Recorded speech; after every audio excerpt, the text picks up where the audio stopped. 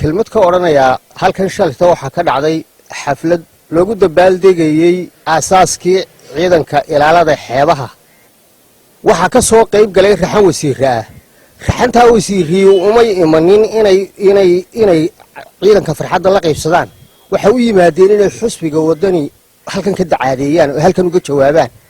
xusbiga wadani inay u jawaabaan de xukuumadba u yihiin oo waa loo baahan yahay laakiin Soomaalidu waxay ku maamulada hoosba hadal leh munaasabad waliba waxa ay leedahay hadalkeeda iyagoo ciidankii qaranka jamhuuriyadda Soomaaliland hor taagan ayaa waxaad moodaysay inay taageerayaashii xusbiga kulmiye la hadlayaan arrintaasna waa arrin qaldan ma aha bartikoolka ciidanka waxa soo kale in laga hor yiraahdaa waa ceeb waxaan inta raacinayaa maxamed kaahin axmed wasiirkeena arrimaha gudaha wuxuu yiri SNM waxa abuuray adeeshiine iyo axmed dhagax madaxweynaheena burca wuxuu ku yiri maalintii burca la soo galay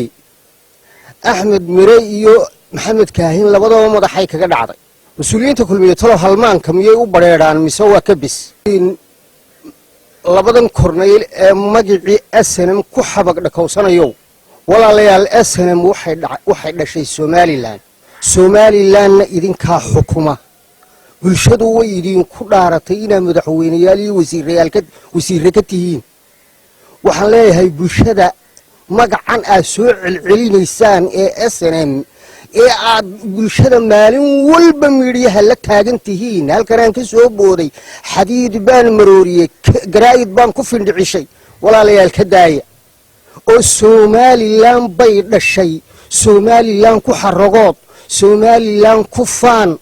Somaliland bay dhashay oo ka weyne Somaliland aamin ilaah baan idinku dhaariyay aamin Somaliland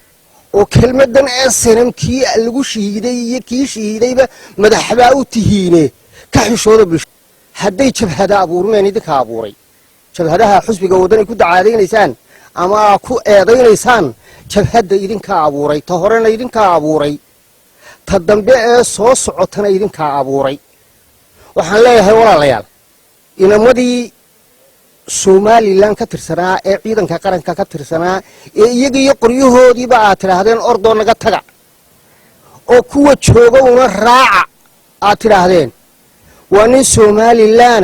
nin Somaliland kula sheeganaya hadii uu maanta ku soo jabhadeeyo uu ku soo jabhadeynayay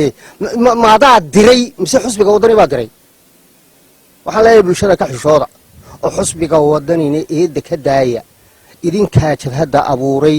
dalmida iyo dadmida ayaa la idinku wareejiyay oo la idinkaga tegay oo la idin dhiibay maantana halkay marayso waa aragtay